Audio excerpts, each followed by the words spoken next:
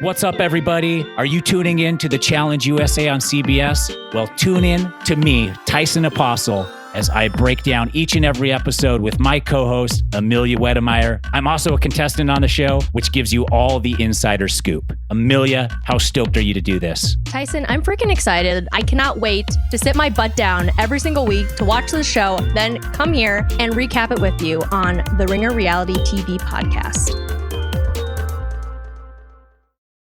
This episode is brought to you by Anytime Fitness. We may talk a whole lot about sports, but when it comes to keeping fit ourselves, there's definitely room for improvement. I hit this point early July. I was just like, I am not in good enough shape. I started trying to walk at least 15,000 steps a day or hiking or just anything to keep my legs moving. Now it's the end of 2023. I feel great. I had a physical 3 weeks ago, and the guy was like, "You're doing great. You're doing better than you were 3 years ago." I felt great.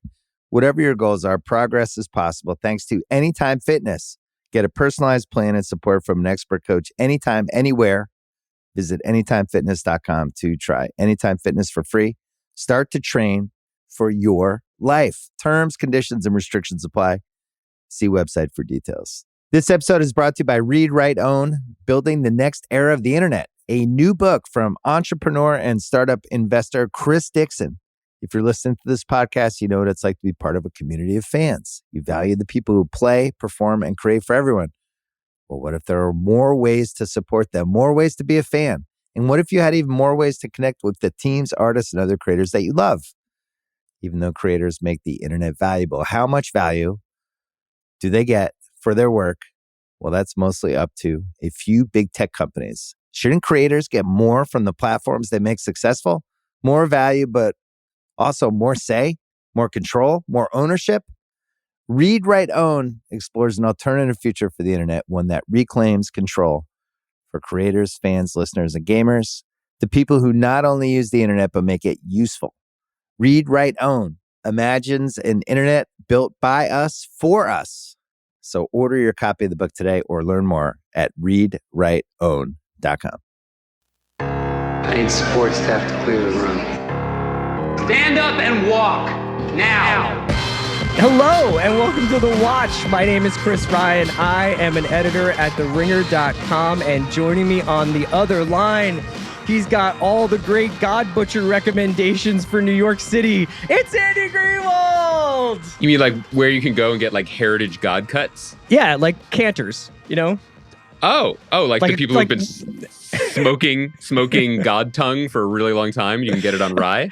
That's right, my guy. What's up? It's great to see you. I saw you last night. We went to La Cañada and saw Thor, Love and Thunder, and we're going to be talking about it today on a podcast. Just a couple of pals in their 40s having a little hump day date. It was great. I spilled an entire bucket of popcorn on you. You were just in a blanket of popcorn the entire time we were watching. There was a moment when the popcorn rained down upon me where my first reaction, I really appreciate you saying blanket, because I was, at no moment was I upset. No, it was weirdly, there was no butter in it, yeah. But it was weirdly comforting for a second. You know, I felt cared for. And then we restored the horizontal balance levels of the popcorn chalice, and there was no noticeable depreciation of popcorn. That's how much we got. That you got the jumbo size. Andy, today we're going to talk about Thor. We're going to talk about the Emmy noms, and we thought we'd get into this with a little bit of news. So The Bear has been renewed for a second season. I think you and I had a feeling this was going to be happening. This is obviously, I think, your favorite show of 2022 so far, and my second favorite show. And who knows, that could change. Feelings change, takes change. But I thought that this series or this season of television ended in like almost as perfect a way as you can end a show, because on one hand, if they were like, we never get to make another episode of this show, I was like, that is an incredibly satisfying meal. I'm going to go have some cognac. But it had the absolutely tantalizing hint of what could come next. And I think it actually could be as satisfying. You know, you're never going to forget your first experience with this show, and you're never going to forget the first run through these characters in this specific moment in their lives. But I think the next version of the show could be just as interesting. I agree with you. I'm sorry to interrupt. I just wanted to say that I think, you know, as you know, I'm a big fan of the audio entertainment on the Ringer Podcast Network. This is the second cognac reference I think you've made in the last 2 weeks. And did I do that on the Rewatchables? Or on an NBA show, or a Bills show? But you're not a pre-dinner, post-prandial kind of guy, as far as I know. Do you like to have like a digestif? Wait a second. Didn't I talk to you about Amaro Summer last year? Yeah, that was last summer. And no, it was kind of more in the true. You're so right. By the way, I forgot. Trenches of the pandemic, and I started just being like, I guess I'm going to try this Alpino, which is just made out of pine needles from Turin, and I'm just going to power through it. Let me tell you something. That will digest some stuff for you. Well, that was the thing during the pandemic when it was just like, you had to find new directions to begin happy hours in because nothing was happy. So it was like, it's 5 p.m. somewhere, but then you could also be like, finish dinner and be like, it's 5 a.m. somewhere. Yes. So I might or I would like rush through dinner, which would be like Annie's mac and cheese just to get to this teeming giant goblet of Amaro that I was going to ingest. I really watch things on Instagram for 5 hours. That was a dope time in America and in the world. There's a versus battle. let me top up my chalice. Sorry, everyone. Yes, your point is exactly right. Like this was no surprise that the show was going to get renewed. Frankly, it was such a success in and of itself in terms of delivering on just an incredible quality season. I think it would have been renewed anyway. I think that from what we've heard, out of that, in back channels and stuff, that like FX was very happy with how this went. They were delighted with the result, and this would have been something that they would have easily pulled the trigger on investing in for a second season, regardless. Then it is a phenomenon, and now a phenomenon means something different in TV in 2022 than it did in TV in 2018 or in the movies at any time in the last 50 years. But it has broken through in a way that is just nearly impossible to do at this moment. And so it was always going to get renewed at this point. So it wasn't a surprise. But I think your point is the most important one just to note here before we move on to other topics, which is it is a first course more than it is a first season. It is a season that takes 8 episodes to get to a different starting point. We don't really, and again, it's so well constructed. You have Carmy's kind of weird vision quest, bear in a cage on the bridge thing early, and you understand that that's his nickname. But why the show is called The Bear is not made evident until the very last moments of season 1. So here we go. It did the thing that I admire so much. It told a story where it would have been enough. It would have been my number 1 show of the year if it was billed as a limited series, if it was canceled. My number 1 up to this point, but I'm so thrilled that it's not going to be. It's really exciting. Speaking of shows, I don't know why I just said it that way. I really have no segue. It's a podcast. Also in the news today is Lord of the Rings, Rings of Power, which I think has been, I guess from my perspective, a little boxed out of the paint by House of the Dragon, which I think is intentional on HBO's part to put House of the Dragon so close to Lord of the Rings and to have the kind of anticipation around the return of Game of Thrones happening at the same time with this, huge bet by Amazon to go all in on the Lord of the Rings as a TV franchise. And Lord of the Rings had been like teasing, they had sent out, posters, they had done a couple of short teasers or shorter trailers for the show. Today, at least, I saw the one that is the most significant amount of Lord of the Rings, kind of like, here's what this is going to be about. And it largely focuses on Galadriel, the elf. I want to ask you, so and there's Hardfoots, which are, I guess, like hobbits, but aren't, I have to admit, I'm not like a really well versed in this. I read this last time we talked about this, that this is they're like a precursor race to hobbits. But I was just wondering, is there some sort of IP like litigation or argument about what they can and can't reference in this show? I don't believe so. I think they have full reign of the Tolkien verse. Okay, so this isn't like one of those like Spider-Man things, but Spider-Man can't be in it sort of deals. Like, no. Sidebar: do you remember? No one will ever believe me. This is one of those things that sounds like a fever dream. But do you remember when there was a Ghostbusters TV show that didn't have the Ghostbusters character IP? And so then there was 2 rival Ghostbuster cartoons. One was called The Real Ghostbusters, and it had like, cartoon versions of like Venkman and Slimer. And there was another one called like Ghostbusters, and it was just dudes busting different ghosts. But was it different dudes? Different dudes. Because I think there was some like rights issue. Were they also rooted in science and the Academy? No, but weirdly, they got the facial rights to other less popular Saturday Night Live alums. You know what I mean? So it was like Charles Rocket. Like Garrett Morris? And Garrett Morris. No, that part's not true. But Google this. the controversy of the Ghostbusters cartoons of the 80s. I mean, this used to mess with us. Look, I know I can go to the onering.net and find all this out. Yeah. I'm not trying to be dismissive. I was just wondering whether or not, because like there is like a lot of Sauron stuff happening in this trailer, but they never say the S word. Well, I think that's also, you're speaking to the creative dilemma at the heart of these IP expanding, not properties, projects, right? Which is, look, let me take one step back. How far back? Because this is an expansive history. It's a great point. I'm very upfront here with you guys. I'm nothing if not honest. I am not a Hobbit guy. I enjoyed those. I never read the books. I enjoyed the Peter Jackson movies once each and have never, for a moment of my life, have never once in my life had any desire to revisit a frame of those movies. And that's probably my loss. Like I did like them. I really did like them, but it's never occurred to me to watch them again. One of my favorite things to do on an international flight. I've heard this. Yeah. Just let him ride. There's certain hallmarks of the Chris Ryan at home in Philly experience that don't involve Yinglings at Belgian pubs, but that like your mom's chicken salad, like some Lord of the Rings rewatch. You know, this is some deep canon stuff. She loves them. Yeah. So I don't have any of that. But I thought this trailer that dropped today, which is, much longer than I thought. There's no reason for them to be abstemious anymore, but I didn't know they were going to drop the 2-minute 40 motherload. It's beautiful. This looks like the most expensive show ever made. It may well be, and that is also part of the intention, is to shock and awe.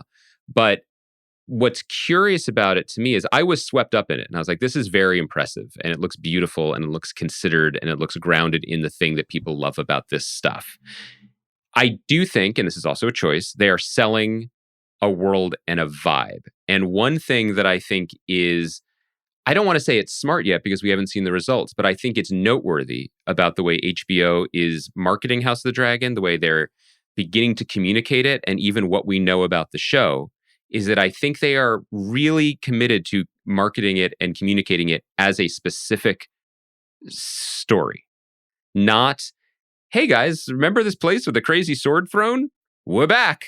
But like these blonde-haired lunatics and their dragons and their relationship and their story. So they are in the business, as HBO has always been, of marketing a specific television show, not a feel, a vibe, an expanded IP universe. Amazon is in a different position with this because this has never been a TV show, and they also haven't really done this type of thing before. They're selling something macro. And it's working. I am not necessarily, I didn't know I was in the market for this, but I'm now paying attention and I'm interested. But I do think ultimately all of these things, and it's a challenge that Disney is running into over and over again with the Marvel and the Star Wars stuff, is ultimately you have to have people become fans of a specific television show, not just hanging out with something that has a familiar bumper at the top. Yeah, and the feeling that you're getting a sneak preview for something that's coming next. I'm very curious about this. It's funny that you mentioned that it looks amazing and that it looks like the most expensive television show ever made, which maybe it is. And I think they had to pay a lot for the rights. They had to pay all in. It might be to build the world. I don't know, on an episode to episode basis. You prorate these things. Hill Street Blues was very expensive for the time. If we I just don't know how to amortize.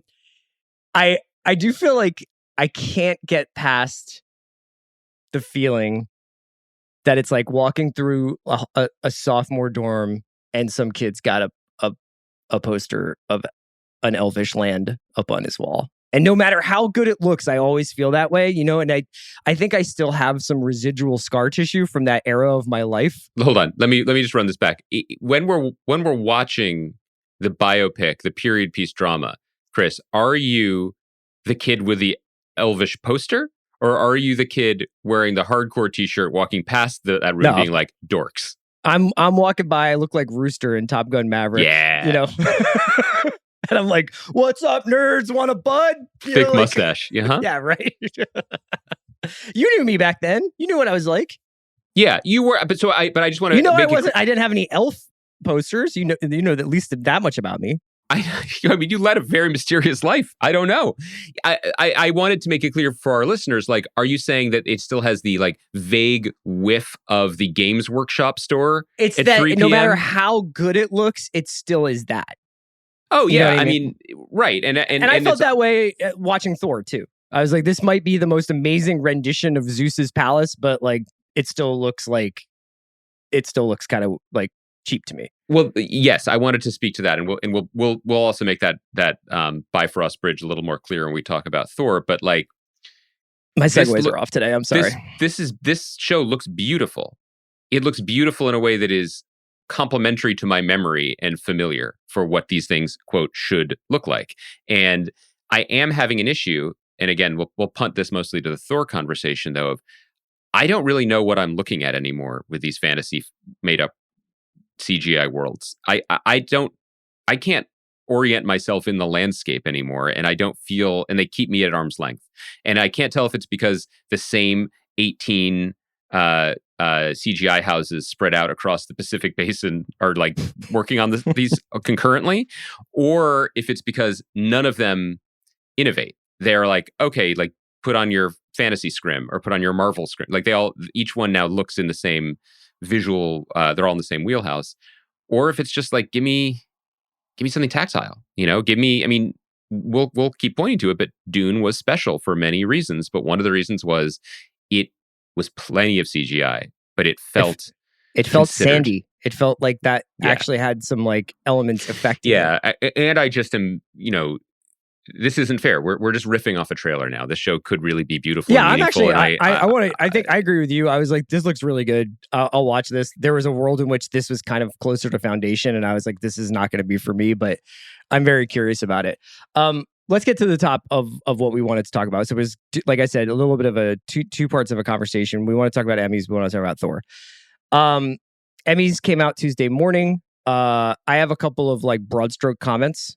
That I thought that the nominations, while by and large, A, not very surprising, B, not bad. I didn't think that they were perfect by any means, but I think given what you have to understand like what the Emmys are. The Emmys are not a top 10 list. The Emmys are not going to always satisfy your critical opinion. And the Emmys are kind of broken in a couple of different places. That's why the entire cast of Ted Lasso gets nominated for a category or whatever it is. This is, if you watch the Emmys for like the 10 previous years when Modern Family was just running the table or the shows would just rack up nominations, this shouldn't really be a surprise. But I think what we're seeing right now is a little bit of a breaking point. And I wanted to start the conversation here. We've chatted casually before about like, are we sure the Emmy shouldn't happen twice a year? And that the idea that would necessarily dilute the importance of winning one, maybe that they already throw so many resources behind the For Your Consideration campaigns and the promotional campaigns to get people these Emmy nominations and to say, Emmy nominated Mrs. Maisel and all that stuff, or Emmy winning Mrs. Maisel, like that's important to these places. And if it happened twice a year, could you even do that? Would people even care? I don't know. I'm not here to solve that problem, but I don't think that one award show can capture the state of an industry that's creating 400 scripted shows a year. And it was one thing when the networks had a season and then they took the summer off. And that's why the window is what it is, where it's like up to May 31st and then after June 1st. That's based on the traditional television network season. I just don't think White Lotus should be competing against We Own This City in any kind of... He wasn't. Well, it didn't because We Own This City didn't get nominated, but White Lotus is a really good example of both a show that came out last year and is not a limited series. And it was nominated for limited series in 2022. I get it, but I also feel like, look, like White Lotus came out last summer in a less cynical time, if that's hard to believe. But like when White Lotus came out, they didn't try to fit it into the Emmy window. They just put it out.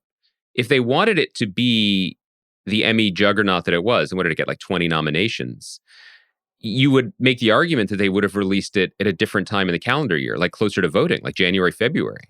The fact that it still dominated speaks to how popular and enduring its appeal was. Similarly, like We Own the City, like it didn't need to come out in April or May. Like they put it out in the once again, foolish hopes that someone in the Academy might watch a show with David Simon's name attached to it, which has never been the case, clearly will never be the case. And you can make the argument that why try? Why you could have gotten more eyeballs if you put it out right now when there's less competition.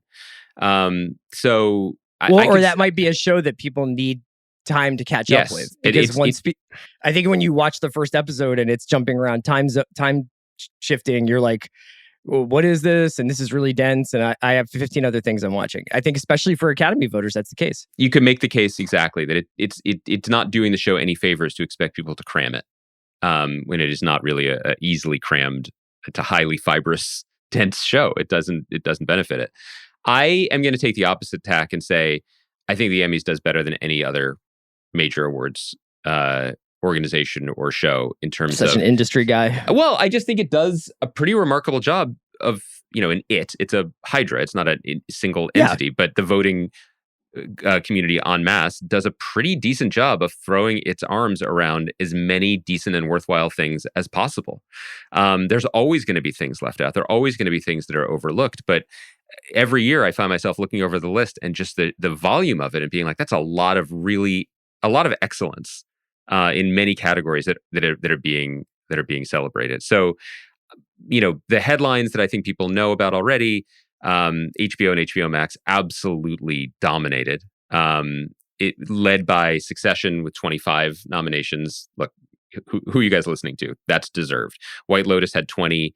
I also think it's by and large deserved. Hacks got 17. I was using White Lotus not as an example of a show that doesn't deserve to be nominated, but as a show where I'm like, this doesn't make sense to me that this was in the same sort of time zone as the other shows. But keep going. I do want to go through some of the categories and just briefly talk about things that were celebrated. Do you want to start though? I want to start with, it's interesting. Maybe this is just the nature of the media landscape, but I think people prefer talking snubs before they even talk about what was celebrated. So there are a couple things that I wanted to run through, if you don't mind, that stuck out to me. The headline, at least as far as this podcast is concerned, judging by some of the feedback that I got when the Emmy nominations were released, was people were like, Station 11 got snubbed.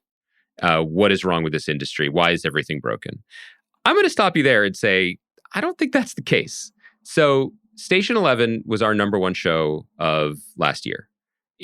I'm proud to say that. I love it. I think about it all the time. I think it is a towering achievement. Our buddy Patrick Somerville, creator, showrunner, was feeling pretty pessimistic about his chances because that category of limited series was absolutely stacked, right? And so I'm sure his heart fell a little bit, and I'm sure a lot of people who were just scanning the major headlines were pretty disappointed when they saw that Station 11, the series, was not nominated for best limited series. The nominees were Dope Sick on Hulu, which I really didn't have any particular time for, despite Rosario being wonderful in it. The Dropout on Hulu, which I thought was pretty good. The White Lotus on HBO, which I thought was excellent. Pam and Tommy on Hulu, which I thought was not especially good. And Inventing Anna on Netflix, which was LOL. And you look at that list, and Station 11 is better than everything there. It is, the biggest argument you could make is that maybe it's on par with the White Lotus. The White Lotus was very popular in a way Station 11 wasn't in terms of viewership. But here's the thing, guys. Go dip down below the fold. Station 11 got 6 or 7 nominations. It got Patrick for writing, got Hiro Murai for directing, it got Himesh Patel for acting, David Eisenberg for editing, Dan Romer for score. The cinematographer was nominated. That means that people in the industry who care about these things and know the names and know the work that goes into something, they noticed, they saw it. And I'll always be of the opinion that it's cooler to be the movie that snags the best original screenplay Oscar and loses best picture. I mean, the Pulp Fiction style, right? The best stuff rarely wins the biggest trophies. It's not, we saw that show and we know how good it is, and we don't need the industry to be like, it's Pam and Tommy. That's my feeling about the Emmys in general. I also think that it's, like I was saying earlier about the Modern Family thing, it's really hard to understand, I think, from the outside. And that's where I consider myself, is on the outside looking at this and grasp the staying power that things have once they have racked up some nominations when they're a returning series. And so Maisel, which I know still delights a lot of people. I haven't really watched, I don't think, in 2 seasons or so. still is a routinely like almost like pencil it in. Maisel's going to be nominated for best comedy. Rachel Brosnahan's going to be nominated. Tony Shalhoub's going to be nominated. Like that show has like solidified and somewhat calcified within the minds of voters. And I don't know, I don't have an explanation for it, but it's impossible to then pry it out almost. Go ahead. I think of it as a healthy reminder, both to us and hopefully to some degree to the industry at large, that we are the outliers here. You and I on this podcast, our listeners, sorry, you and me on this podcast. Don't blame me. I voted for Yellowstone. You know what I mean? I was surprised Yellowstone wasn't there.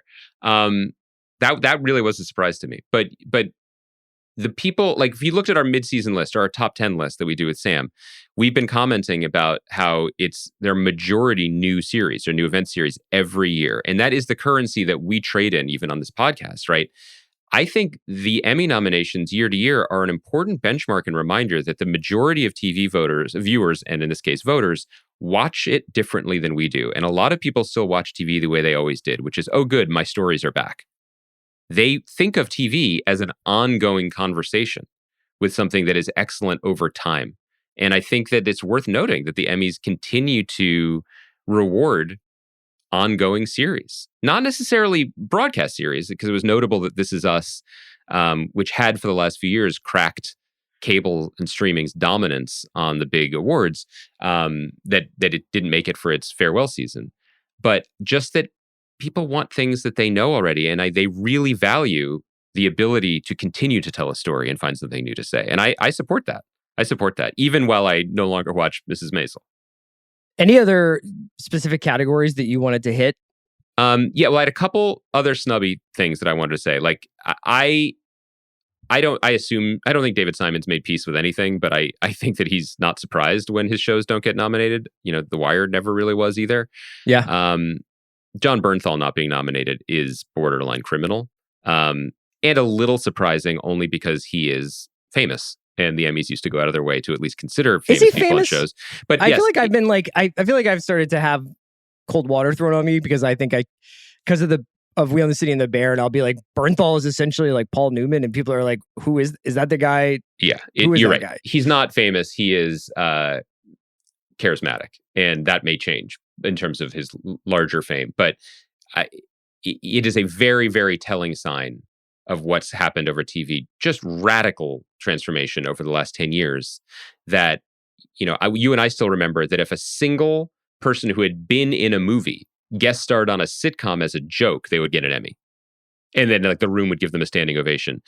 This year, Julia Roberts and Sean Penn top-lined a historical miniseries produced by our buddy Sam, and they did not get nominated. Yeah, I mean, Anne Hathaway didn't get nominated for We Crashed, which was, I thought, I didn't love actually really even like We Crashed that much, but she is quite something in that show. I mean, like it was definitely like Emmy material. Yeah, speaking of Emmy material, Emmy Rossum willed, along with many other talented people, including Maybe my friend Allison. Today, you're really killing it. I had a good coffee this morning, but like Emmy, whether your mileage may vary on Angeline, which is on Peacock, and your ability to watch Peacock may vary due to the, as evidenced by their lower subscription numbers. But Emmy was incredible in that show. I mean, it is a transformative performance, and it would have been nice to see that recognized.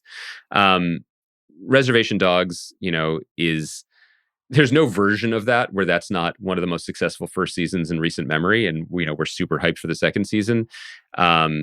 So I guess it's not a surprise. It's not a snub that show wasn't recognized, but man, it would have been nice to see it celebrated. Although I was salty not to see Pachinko nominated. I'm hoping that's a surprise. That Pachinko is one of those shows that if they do the sort of planned multi-season saga that they're sort of alluded to, I would love to see that kind of become one of those shows that people catch up with, and people, that eventually becomes more of a dependable award winner. But it's interesting. I was thinking about the shows from Apple that did get nominated, and I'm very happy for Severance. But it's funny when something gets nominated and it's like, I guess I understand what you guys were thinking, but did you actually watch the show? So I did watch Morning Show season 2, and Reese Witherspoon is not the lead character in this show. She is barely, I wouldn't say barely in it, but she is very much like on the side compared to what Jennifer Aniston does, and also to some extent what Billy Crudup does in terms of like lead performances. And it was interesting to see her get nominated for lead performance in a drama. So I guess Glover's acting nom is for this past season of Atlanta. Yeah. He's not really in the show that much. Barely in it. I would say probably Brian Tyree Henry was the lead in terms of that core group of the ensemble, right? Without question. I mean, I think that so much of the season was about negotiating with fame, including the fame of the show and the fame of the multi-hyphenate who's responsible for the show. And so when Ern is on screen, I mean, Ern didn't have that much drama, you know what I mean? Or comedy. He was just sort of around, and I'm always happy to see him. He had some great scenes. But yeah, he's not. No, that's right. I mean, that is just familiarity bias and giving people something that they like. I'm not mad at it. I think he should get many awards and recognition, but I thought that was surprising. That said, Atlanta was not nominated for Best Comedy Series, which I thought was interesting. Yeah, I thought that was interesting too. And one other person that I wanted to shout out, and I wanted to get your opinion on this. So one of the best things I saw last year, we barely talked about it because I think we watched it at different times, was the Gerard Carmichael special. Rathaniel, which many people have watched and, you know, was rapturously received, and deservedly so. It got 2 nominations, Bo Burnham for directing it and Gerard for writing it. Is there a version where it would have gotten something else? Like best, what other, because I was like, did he get snubbed? But how do you celebrate a stand-up special? I don't know. I don't know why Bowen Yang is nominated for Saturday Night Live in comedy, right? Yes. Well, Saturday Night Live cast members have broken through in the last few years, and Cecily Strong's been nominated. Kate McKinnon is nominated every year. I think Bowen Yang's great on Saturday Night Live. I don't know. You start to get into that. Well, then why not Gerard Carmichael for his performance in Rathaniel, which is still a performance, right? Yeah, or is it a television movie? I just don't even know what you put it in. But obviously getting writing when you're the writer and performer, that seems like the similar I just thing. think that what we've discovered is that when it comes to the Emmys, I'm a progressive and you're a blue dog. You're just an incremental centrist who's like, you know what? They get it right more than they get it wrong. I'm an institutionalist. You know what I mean? I'm like, 9 justices has worked. You know what I mean? I'm just like, cancel this student debt, dog. Let's start from this. Let's all go back to 0. You are a thought leader in this industry. Let's go through a couple categories before we move on. Oh, just one other note. On Monday's show, we were talking about how Anthony Starr deserves some Emmy recognition for his performance on The Boys. Did The Boys get nominated at all? The Boys wasn't eligible. The Boys debuted 3 days after the window closed, so that was why. The Boys, and you know what? The Boys probably had like clearer sailing because of when it aired, because all these other shows had tried to catch the Emmy nom. Yeah, and there are, you know, much more complicated internal conversations than this, but Amazon needs that show on every summer, but also their marketing team needed a break. Like, it's just not going to work for that to happen. And also, White Lotus was on last summer and got nominated. So The Boys is really popular. It doesn't mean it won't be nominated next year. It does mean if they've been able to, as I think they have, iron out the COVID wrinkles, The Boys season 4 might premiere Memorial Day weekend. And just so wink, wink, we're in the mix again, you know, but who knows? Okay. So couple things. Let's just run through the drama series. Stronger than I think in past years, you know, in the sense that last year I was like, what is a TV drama? Do we know what it is? This year feels a little more firm to me. And again, that's because a bunch of the things I'm about to say weren't there last year because of COVID. So this year it's Better Call Saul, Euphoria, Ozark in its final season, Severance in its first season, Squid Game, Stranger Things, Succession, Yellow Jackets. The big Yellow surprise Jackets to me is probably being Yellow Jackets. Yeah. Jackets. And that's phenomenal. Like, I loved Yellow Jackets, and that's such a great look for that show. Yeah, and, you know, again, this is not like rooting for the bobsled team from Jamaica. Like, this is still, you know, this is a multi-million-dollar enterprise with famous actors in it, with one of the major media companies behind it. It's not Hoosiers, yeah. But you do, it is an underdog in the sense that, you know, you talk to the creators, like the road to get this on the air, let alone to success, was a very long and not at all assured one. And then to have this kind of recognition, I do love those moments, even though I didn't fall in love with the show. The other thing is that Squid Game, when you said Pachinko got snubbed, I agree, and I was like, it's because the subtitles are a barrier for entry, and then Squid Game dominates. It's really more the subject matter and the tone, But what a come up for that show. I mean, not just being the global phenomenon, but like recognized up and down the board. We won't have time to get into every category, but all the performers, including in the guest performing category. I don't have her name in front of me, but that amazing actress who has like a 3-episode arc in the middle. She's nominated. The Old Man is nominated. That was cool. But do you feel more at ease when these like Succession has won in the past? It's going to win again, I'm pretty certain. But Severance is going to have a multi-year run. Ozark is finishing a multi-year run. Better Call Saul is finishing a multi-year run. Euphoria is on a multi-year run. Like, don't you feel like a little more firm ground under your feet with these longer running shows showing up? For sure. Yeah, it's really nice. And I think it's interesting. Like I would say that I, as a huge Ozark fan, felt like this season was a decided step down from the heights of season 3.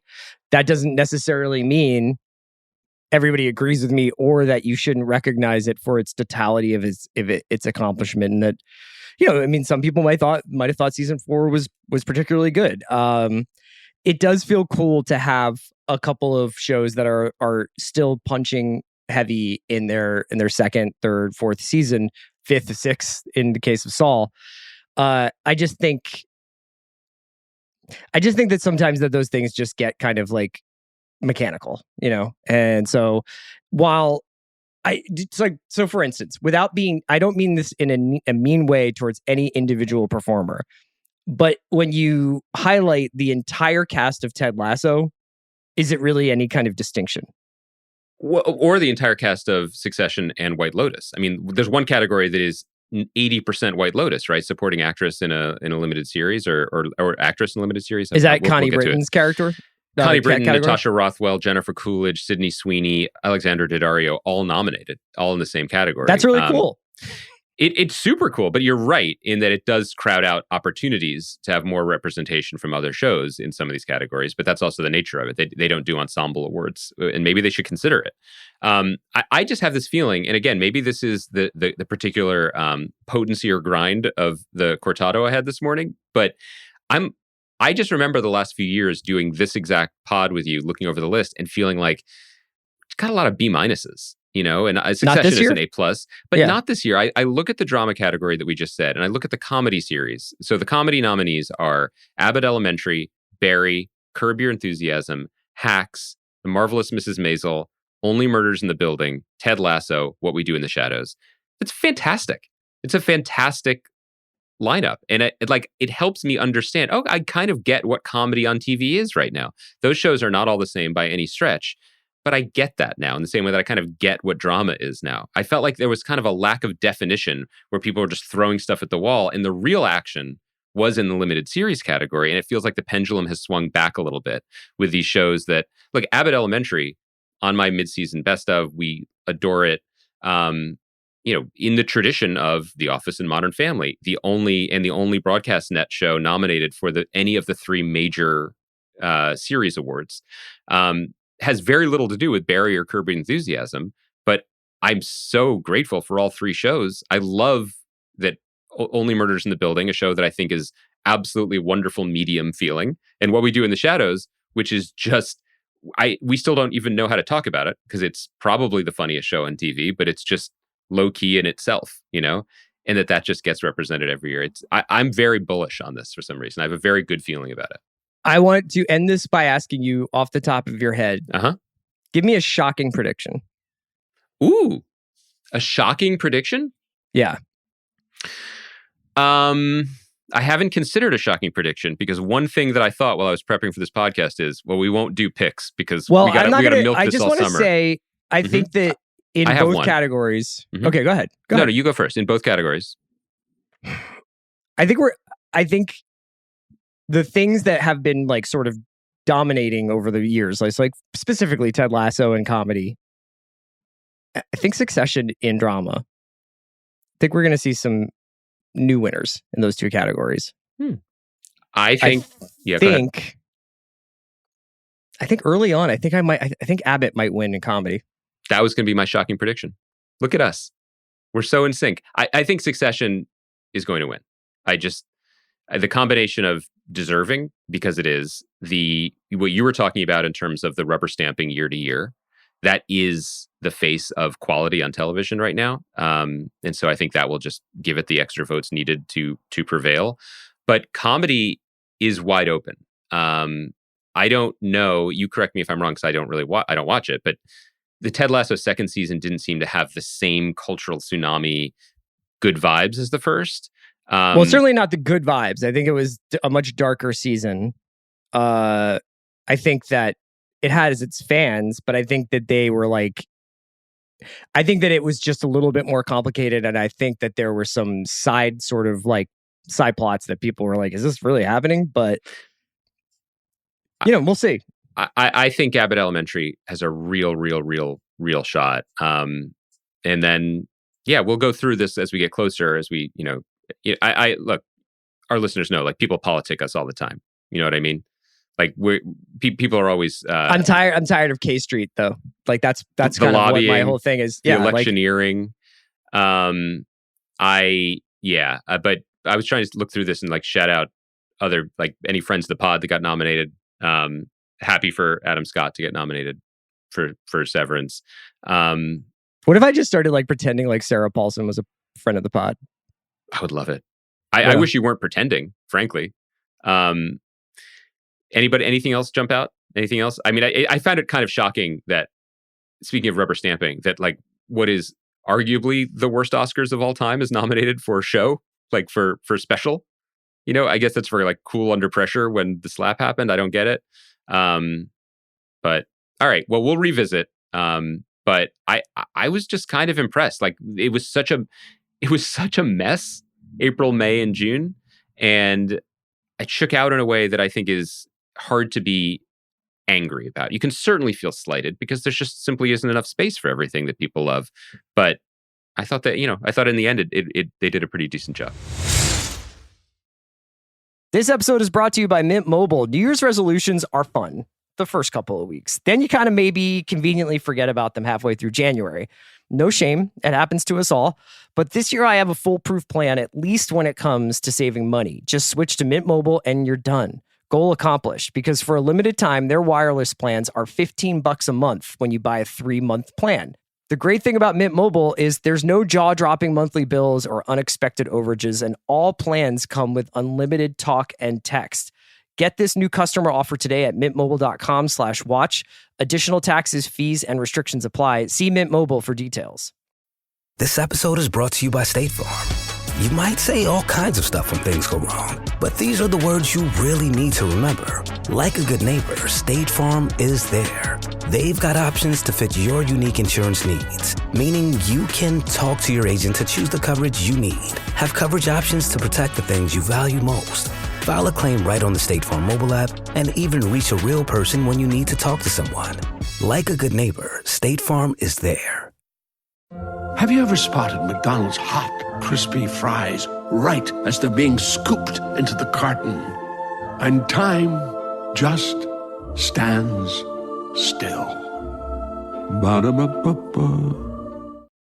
Atlassian software like Jira, Confluence, and Trello help power global collaboration for all teams, so they can accomplish everything that's impossible alone. Because individually we're great, but together we're so much better. That's why millions of teams around the world, including 75% of the Fortune 500, trust Atlassian software. Learn how to unleash the potential of your team at Atlassian.com. That's Atlassian.com.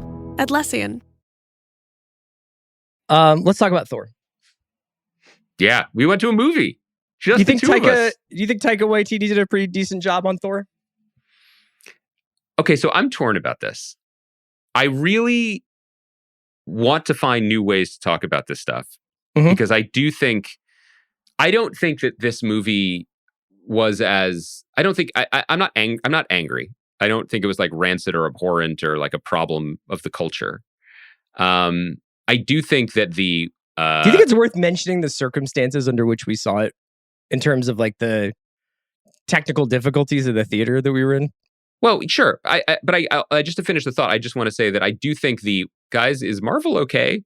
Takes are absolutely warranted. For sure. Technically, I mean, I don't know. I was reclining in a pillowy blanket of popcorn. I had a great experience, but so here's the reason why I brought it up was so the sound was like very low, so we could understand what people were saying and everything. But that feeling that you kind of want when you're in a movie theater, especially if you're seeing a big blockbuster, which is just having your wig pushed back by the sound and the sights, was lacking, and that was fine. But there's kind of like this. You're talking to someone. I took my daughters to see the Minions movie on Saturday, and I don't think they'll ever play in a symphonic orchestra again.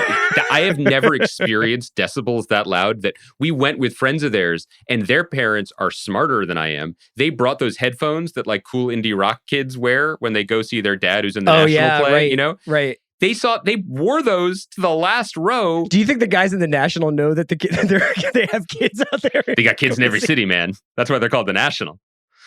That's a little reported fact. I have little. That is completely a joke. Don't aggregate that. Yeah, for real.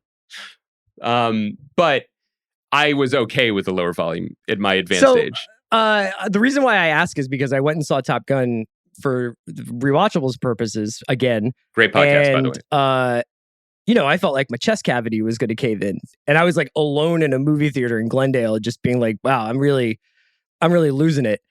And it was sort of funny. Did you have your iPad out like Bill did, or no? I didn't. Okay. I actually was getting up. I sat in the aisle, and I would get up and walk over into the little, the doorway hutch where it's already light there a little bit, and I would type when I wanted to type something out. What people don't know is that when you go see a movie that's still in theaters for a podcast, you basically behave and dress like an old school baseball scout in that you wear a very, very bright shirt. You wear a Panama hat. You have an unlit cigar in your mouth.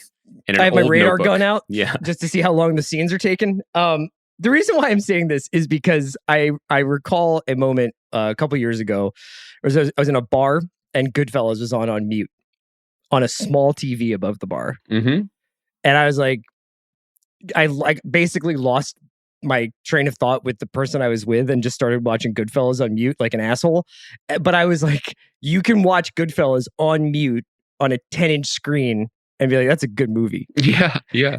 And I will say, Thor: Love and Thunder without the bombast doesn't quite hit right. You take out the thunder, it's not love.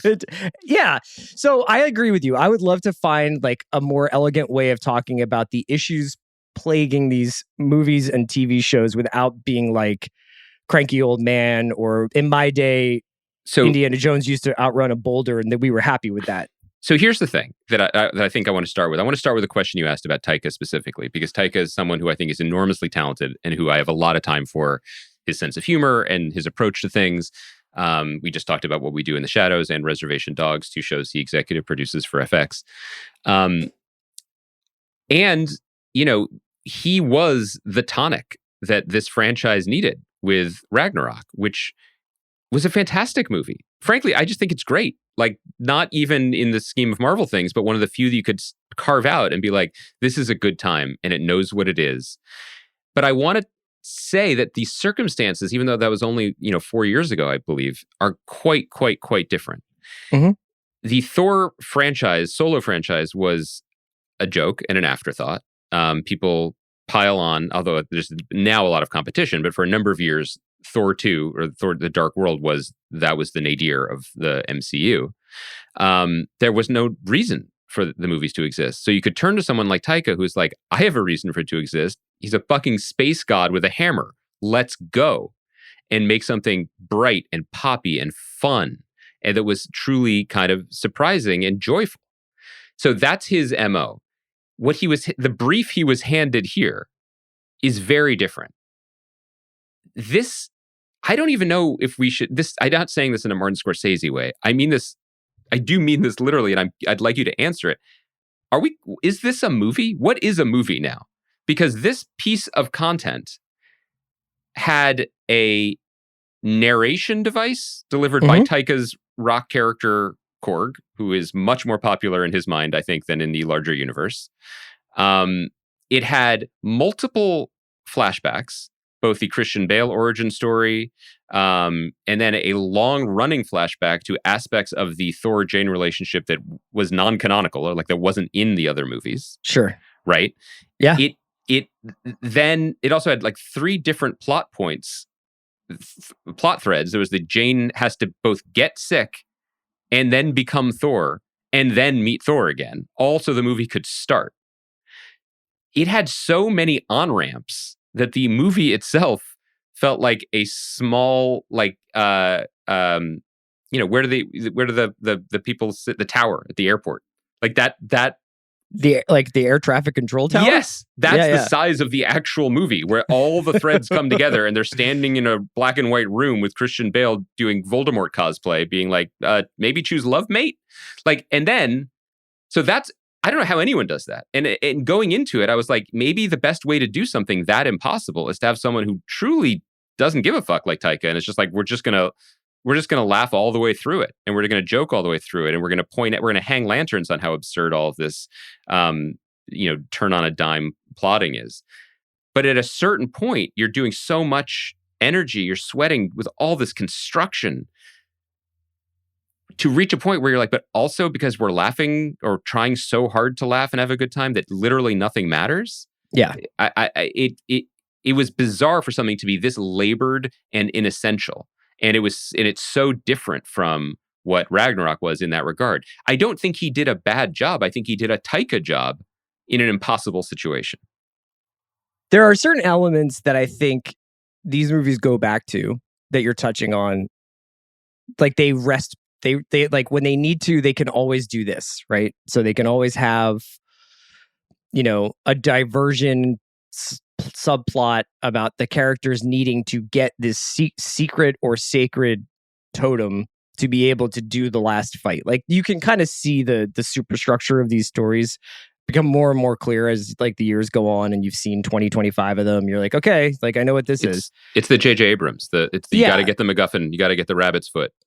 And there's also this thing, which is like, I think the tone that was started, I think, by Downey, to some extent Whedon, but really exploded throughout the Guardians' success and the success of the Taika Thor movies, which is this like nonstop kind of self-satisfied banter. So that the 2 ways that people communicate in these movies are either jokey, winky, Jim from The Office kind of stuff, or Hallmark cards. And I think sometimes that works. I think in this movie, maybe, and obviously we're talking with spoilers going forward here with Thor. So if you're listening to this segment, I assume you've seen Thor by this point. There's something about the cancer part that just kind of missed for me. It's not that I was like, oh, because of personal experience with this, I don't think it's funny. I think cancer can be anything you want it to be in some ways, but I think you have to sort of like treat it with sort of its due respect. And there was something about it where I was just like the entire time, I was like, she's not going to die. Like, not really, like that's not going to be a loss for him that he reckons with. And I think I've gotten very used to this idea that like, it's been a long time since you and I believe I was like on my couch in Philadelphia and you were on the other line and we ranted like nut bars about Chewbacca not really being dead and how upset that made us, because it was like you put us through like basically his like soldier's funeral and then he's just like, he's fine. But I do kind of feel like nothing really ever matters in this stuff anymore. And maybe it's just because like nothing will ever matter within the context of MCU as much as Endgame, or maybe it's because COVID and a bunch of other things that were in and outside of the control of this company happened, and like they're still sort of trying to get their bearings in a post Endgame world and figure out like where they want to go, and they're waiting for X-Men. And there's all sorts of reasons there could be for why these shows and movies all feel like they're leading to just another path to another, leading to another path, leading to another thing. And they never really feel like they have weight. But yeah, that's kind of where my head was at while watching it. I wasn't not amused during certain points of it. And I will say that like, I just think they left the ultimate girl dad, Gore the God Butcher. Really like they didn't do him dirty, but I was like, you guys fucked up. You should have backed up that should have been the villain for the next couple of movies or something. Like You just kind of dispatched him. As the father of daughters, I really watched this movie a different way. Look, I'm joking, but I'm not joking. I thought the first 5 minutes were pretty good. Like, Christian Bale, pretty good actor. You know what I mean? Like, you have a father trying to save the life of his daughter. I'm in. I'm watching this movie, and you've got me in a very, very tender place. And I hope you earn what you are doing to me. Yeah, but like, why does he then walk into this set of like an elf porn movie? You know what I mean? Like I didn't understand like the tonal shifts there. Like, it's weird, and I don't know Taika at all, but I was reading into this movie, which in some level is maybe the most impersonal movie anyone has ever made, but in the sense that I can't believe anyone would be like, that's my story told there on the big silver screen. But Taika is someone, what I do know about his biography, that he does have 2 daughters that I believe still live primarily with their mother in New Zealand, and he is often making blockbusters in Hollywood or Atlanta or wherever. And this movie was mostly shot in Australia, which Americans like myself used to think of as very close to New Zealand. It's actually not. So the beginning and end of the movie, where it's like, it actually is about sacrificing yourself for your daughters. Mm-hmm. Okay, I admire that he was like, I have something to hang one of my elaborate bucket hats on. You know what I mean? Like, and it reminds me of what this industry has become, which is an entire town full of incredibly talented, sensitive, creative writers being like, I don't personally connect with the Mothra origin story, but sure, the scientist reminds me of my dad. So I'm going to write the scientist, and that will be how I justify spending my life on this thing and then getting a paycheck, which I don't begrudge. I know this sounds like there's judgment in that. We're all in this economy, but that is what we're doing here. So I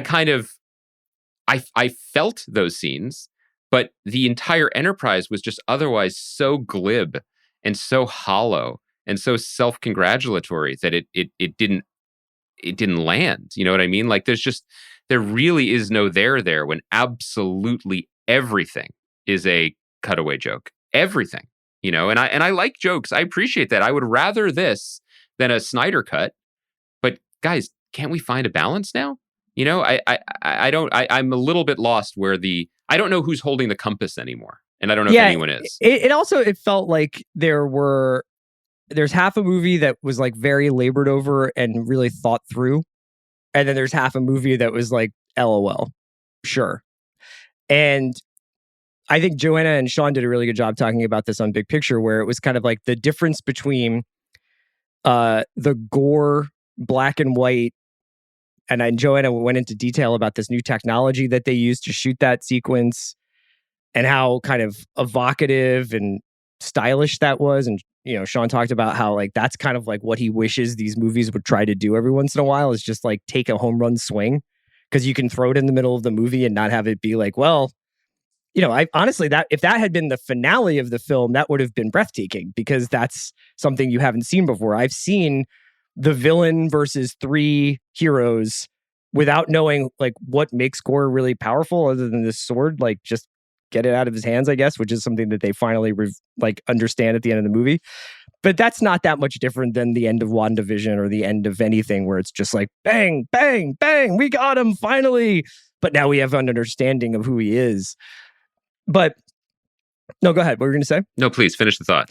So my thought was just to go back to something that you mentioned about like not feeling connected to what you're seeing on screen visually anymore. And I don't know if you caught this, but last week, I think there was starting to be, it was basically off of the back of a Vanity Fair video or something where it was Taika and Tessa Thompson going through a sequence and kind of jokingly talking about like, I think somewhat tongue-in-cheek and somewhat self-effacingly, but also like it didn't come off great, where it was like the VFX and the editing in this is so bad, and there are 4 editors on this movie and like hundreds and hundreds of VFX people when you're watching, because it's like you're so waiting many to different get to the houses. second stinger. Yeah, so many different houses. And there was a bunch of stuff online last week about not the conditions, but like essentially the state of these VFX houses working for Marvel, who are like, we are constantly overworked trying to make deadlines. And then these movies come out and people are like, well, this was good and that was good, but Doctor Strange sure looked like shit. You know, like all the special effects wind up taking all the slings and arrows. And it's like, you know, and these people are like, well, we're working so fucking hard to finish these things. And they're changing things at the last second. And those takes weeks to render. And we're trying to crash them in and all this stuff.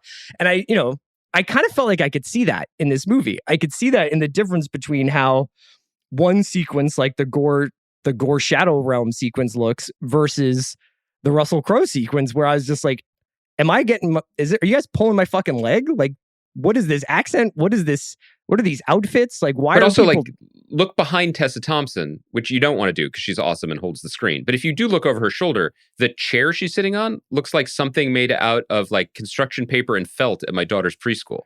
Right.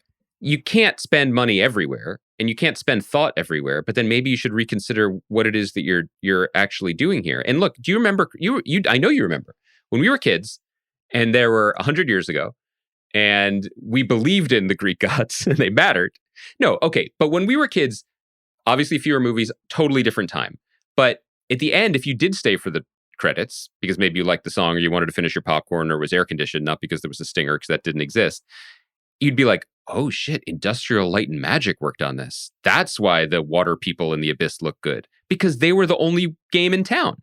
Right. Now, and I am not disparaging the now tens of thousands of dedicated trained professionals working in CGI space all around the world, mostly working on these Marvel things. But it is notable and incredible that there's so many technicians. But how many artists are there? That's, again, I'm not trying to insult anyone. I'll give you an example. Enough. And I don't even know this for sure. Like, so when they walk into Zeus's palace in Omnipotent City or whatever it's called, and like they are like, and it's Natalie Portman, Chris Hemsworth, and Tessa Thompson. Pretty good performers. Yeah. They just are like, cool palace. Like, because it's not there. And no one is like, here's what it's going to look like. And here's how it should feel.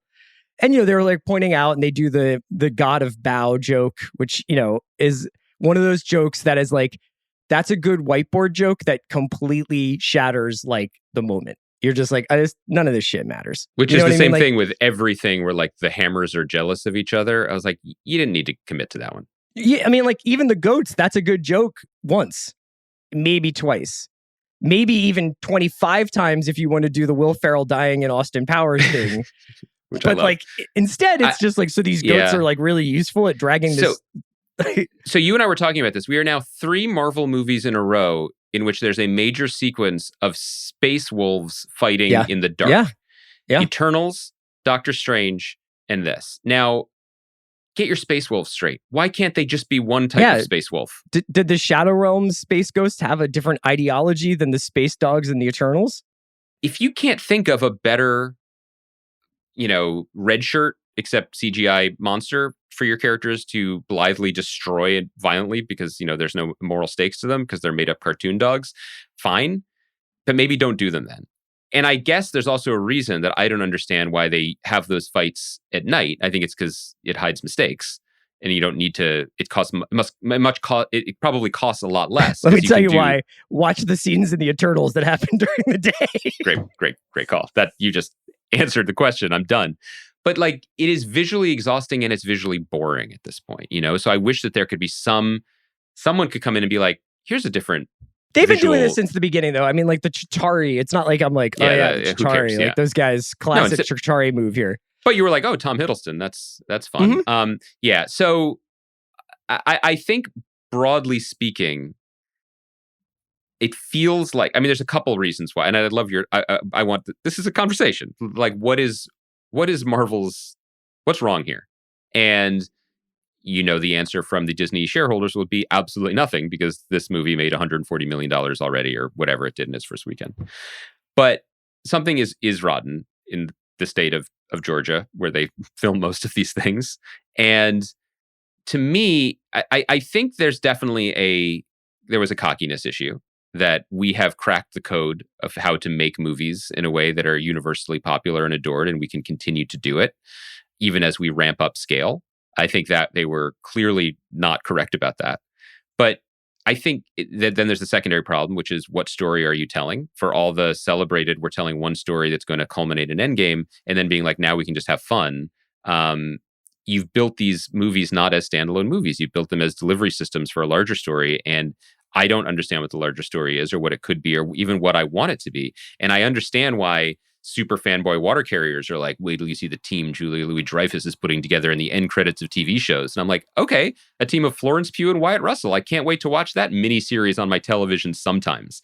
That's not a movie, man. That doesn't sound that exciting to me. So, but the bigger issue, I think, is I think that they have gotten confused about the vessels and the speed and the nature of the stories that they want to tell. And I wonder if the TV curveball really screwed them up, because they were making movies that they were basically making a TV project for the cinema, right? That was the really heralded thing about that Iron Man to Endgame run. Now they're making TV shows that make things smaller and less interesting, but visually exactly the same. And when they announce things like Anthony Mackie, who recently starred in a TV show where he became Captain America, is now going to be in a movie of Captain America written by the same guy, Malcolm Spellman, who we like a lot. What's the difference? What is the... And then you're doing this thing with, you have the comic books that have established storytelling over a period of time, such as the Jane Foster has cancer, is worthy enough to pick up the hammer and becomes Thor, which was a beautifully told story in the comics by Jason Aaron and Russell Dauterman and others. Check them out if you haven't. You cram it into a 5-minute thing where Jane Foster has cancer and then like goes to a theme park and the hammer's like, hello, pick me up. By the way, immovable hammer pieces. How'd you get from the purple dead god moon of Endgame to fucking New Asgard if you can't be picked up? Just asking the questions. Just like in general, I've given up the ghost in both Star Wars and Marvel that like there is any kind of sense of this takes a long time to get here. But that's a great point. But like, so, but do you know what I mean though about the speed and volume of the stories they're telling being put into a variety of boxes now, and they don't feel like the right ones to me. I don't know. I don't know, and I also think that I don't know. I feel like we are waiting for them to click into gear with something. There's a Marvel panel at San Diego Comic-Con for the first time since 2019, I think, this year. So in a month or a couple weeks. Maybe Kevin Feige will walk out and be like, we're going to do Black Panther 2, which we still haven't seen an image from, even though it's supposed to come out in November. We're going to then move into this kind of like story. Is that story cosmic space opera? Is that story multiverse? Is that story... I don't know. Is that story Fantastic Four and X-Men and mutants and whatever else? Here's the idea. Here's the but problem, I don't know Chris. that I don't really like. I don't think that changes a certain qualitative issue that's going on with these movies. And I made a joke about Raiders of the Lost Ark a little while ago, and I am fully like willing to admit that this just might be like people who hate the DH in baseball, and it's like at this like point. Me. But there is like a certain kind of like logic and spatial awareness and cinematic kind of like feeling of like physical space that the best of these kinds of movies can understand. And Raiders is a really good example. The opening sequence of Raiders when he's going to get the item and gets out of and run away from this boulder and from the arrows and from everybody's chasing him. You always know where you are. You always know how hard it is for him to get to where he's going. You always know the challenges that he faces. You always understand the speed at which he's moving and the speed at which something else is moving. And whether it's hot or cold and whether he's in the darkness or in the daylight and whether or not, like all the things that kind of in your brain, actually in a subatomic level, you're like, this is making me feel warm or cold or out of breath. Like you're experiencing this with the characters. And he's got limitations because of who he is. He's just a professor. He can't just pick something up and throw it or do bullet time or hold something and turn into something else, which I think is obviously very cool about Marvel is that like Ant-Man can wear a suit and be special, even though he himself is not special. But I don't think you ever really get a sense of that, especially in a movie like Thor, which is weird because I did feel like, these... we've joked about like the fall of Sokovia a lot. Like that was a spectacle. You know what I mean? Like you didn't feel the same way about the stolen children of Asgard?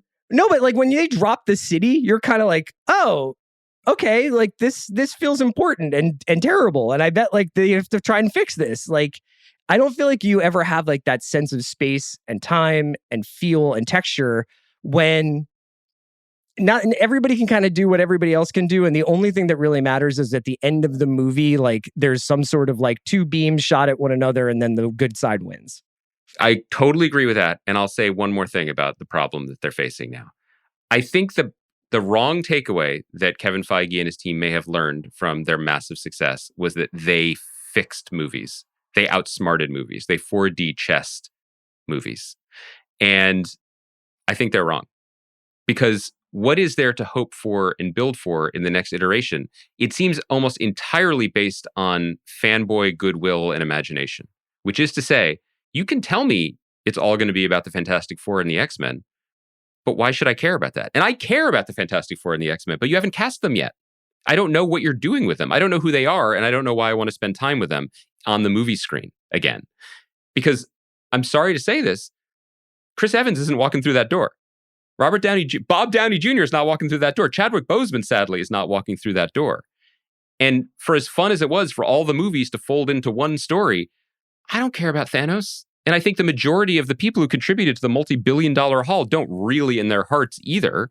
They care about the movie star heroes, Scarlett Johansson, all of these people who contributed to the franchise coming together to stop him. So you get those moments that were the goosebump moments in Endgame, where they all were there again together, our pals who we have spent time with, who have the charisma to merit our attention and our affection over a long period of time. And so what do we have now?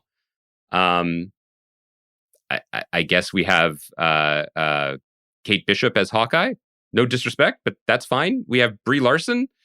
We have what do we got here? I could say we have Mark Ruffalo, but he's doing double duty on a TV show. It doesn't feel significant or special anymore. So that's the concern I have. Well, there's not even like a kind of, we're really getting into the weeds here, but there isn't even a storytelling mechanism like Nick Fury happening. Yes. Right? Well, he's has a TV show coming, Secret Invasion. Yeah, but he's not showing up in these movies to kind of be like, we have a thing that's on the horizon and I need a group of people to help fight it. And here's the state of play with all of this. Like, that was kind of what I liked about Civil War and what I liked about Winter Soldier and what I liked about the Endgame and Infinity War was like the sense that they had built up and through and talked about like how should this group of people be governed? Should they be governed? Are they ungovernable?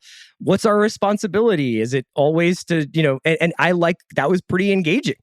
It feels weirdly crowded and empty at the same time now. So that's a good way of putting it. Like, do you think Karen Gillan was like, dope, 9 hours of my prosthetics so I can be in the background of some gags for this movie? I really love the Guardians of the Galaxy. I love those movies. I love the vibe they bring.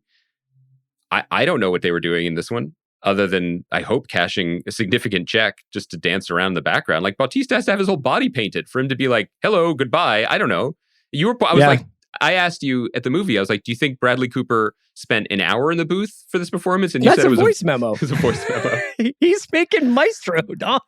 He's dressed up like Elmer Bernstein, being like, oh, don't put my thing in your mouth. Like, yeah.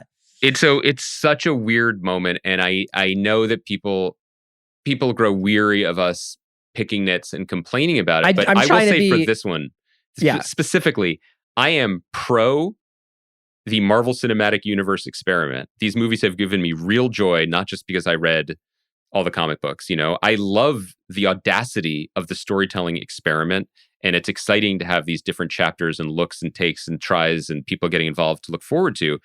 It feels weirdly rudderless, which is a strange feeling. Like, I never expected... You and I went to see Captain Marvel together. I think it was the last one we saw together.